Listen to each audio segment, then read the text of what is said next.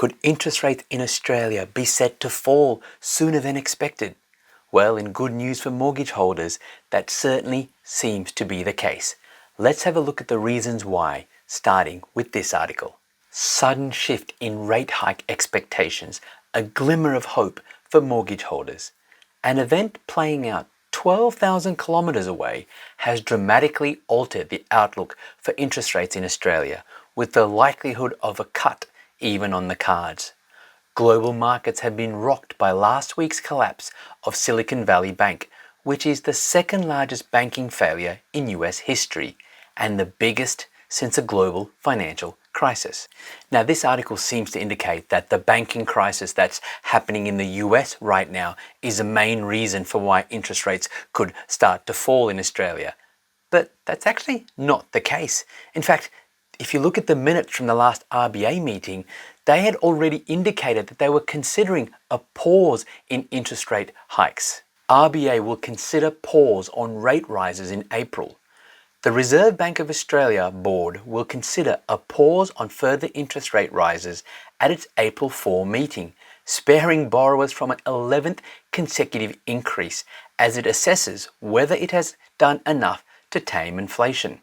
The minutes from the March 7 meeting reveal the board will consider keeping the cash rate on hold at 3.6% at the next meeting if the economy shows signs of softening. And is the economy showing signs of softening?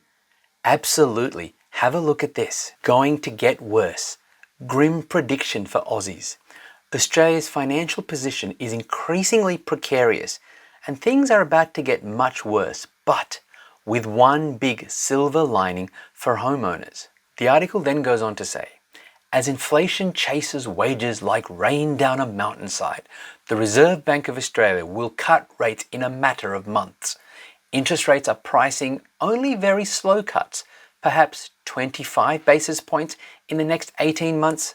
The bond market knows better and is already pricing 70 basis points of cuts within a year. But remember the Hemingway dictum, monetary policy happens slowly and then all at once. My best guess is that the RBA will be cutting into an emergency within months, and I expect it to be more like 150 basis points over the next year. So now we're talking about interest rates dropping anywhere from 0.25% to 1.5%, but this isn't new. Back in February, we saw that Westpac came out and said that after a couple of interest rate rises, they expect 7 interest rate cuts. So I'm going to share with you the opportunity that this change of direction in interest rates could present to you. Now be warned, this isn't for everybody, this isn't financial advice, but for the right person, this could be an opportunity for you to really get ahead of the curve. And I'm going to show you numbers to really illustrate the opportunity, illustrate the risks, so then you can make an informed decision for yourself. Hi, it's Nero here, and as you can see, there are a lot of numbers on the whiteboard, but if you stick with me, you'll see that there's not just one opportunity, but potentially 2 if you're able to take advantage of this change in direction of interest rates that's coming. So let's begin by assuming that interest rates actually rise slightly from where they are. There might be 1 rise, there might be 2 more rises, but let's assume that interest rates for an average mortgage end up at 6%. Okay? Now, I'm going to assume you're going to buy a property at $450,000 and you're going to borrow 100% of the purchase price, all right? Which means you are going to be using equity here, okay? If you have cash, it's going to make these numbers even better, but I'm going to use a more conservative scenario. So you're going to borrow 100% of $450,000 at 6%, means interest only, your repayments will be $27,000 per year. Then you're going to have some expenses like rates, PM, which is property management fees, your annual insurance, your maintenance. I'm going to round that up and say that you're going to incur about an extra $5,000 worth of expenses. So this property will cost you per year about $32,000. Now, let's assume you can get rent on this property of $500 per week. Now you might be thinking, where do you get a property at $450,000 where you get $500 per week? And here we're talking freestanding houses as well. And look, if you're unsure or feel unable to find these sorts of opportunities, then consider reaching out to our buyer's agency service, because we're finding these kind of opportunities all the time for our clients, and even better. So rent at $500 per week. I'm going to assume 2 weeks of vacancy. So therefore I'm going to multiply the weekly rent by 50 to give you $25,000 per annum in rent.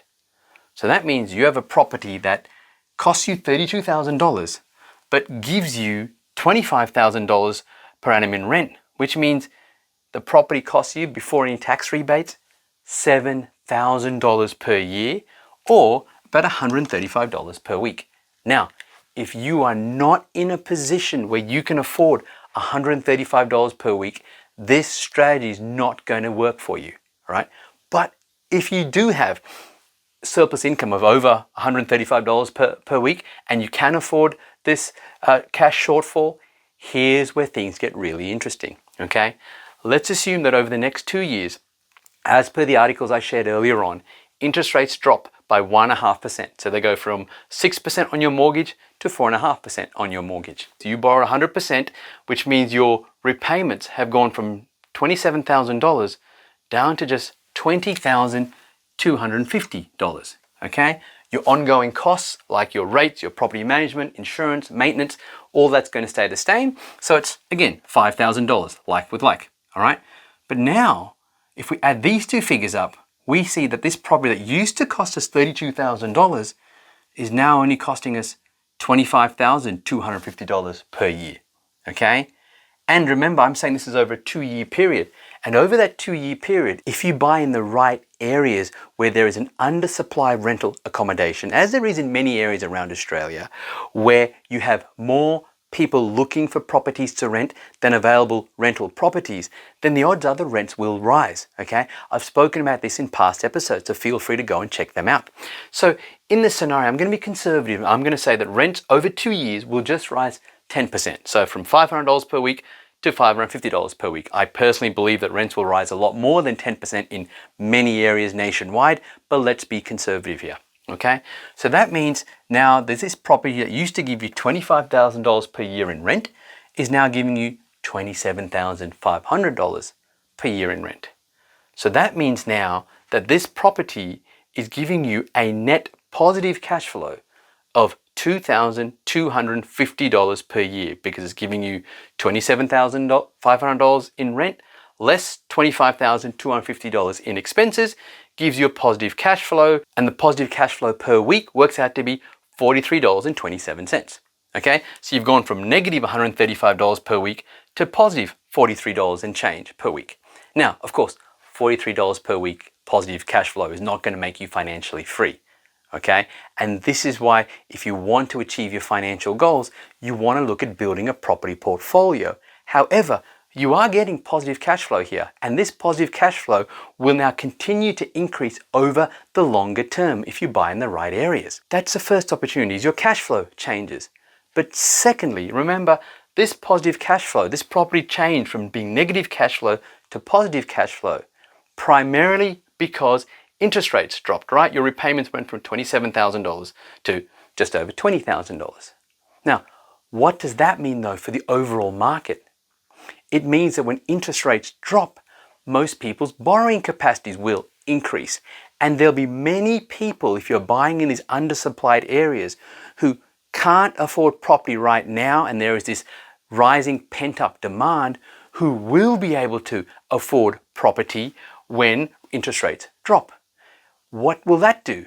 Well, remember, these areas are already undersupplied, and you can't go and build a stack of new houses overnight.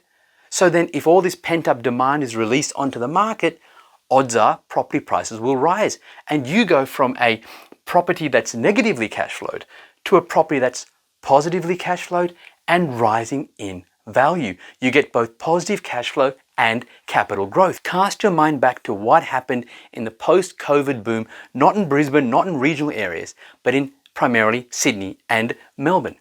Now, our two biggest capital cities actually had a population loss. So that means that more people moved out of Sydney and Melbourne than people who moved into Sydney and Melbourne. And yet what happened to those two markets? Property prices rose. Why? It's because when interest rates dropped, borrowing capacities increased and there was an undersupply of properties. It's even worse now than it was back then, mind you, but there was an undersupply of properties at that time. There was this pent-up demand, people who wanted to buy property but couldn't afford to. Then when interest rates dropped, their borrowing capacities increased and more people started buying. And when you have more demand than supply, property prices tend to rise. And I really believe you're going to see that happen in many areas around Australia. That's why this change of direction gives you two opportunities: to get positive cash flow and to get capital growth, because demand will be higher than supply. So if you're someone who can afford to buy property with a potentially slight negative cash flow right now, there's a real opportunity for you to get in before prices start to rise more quickly and get ahead of the curve and take advantage of the opportunity that so many people will only look back with regret, saying they wish someone had told them and that they've missed out again. I don't want that to be you. I'll see you next time.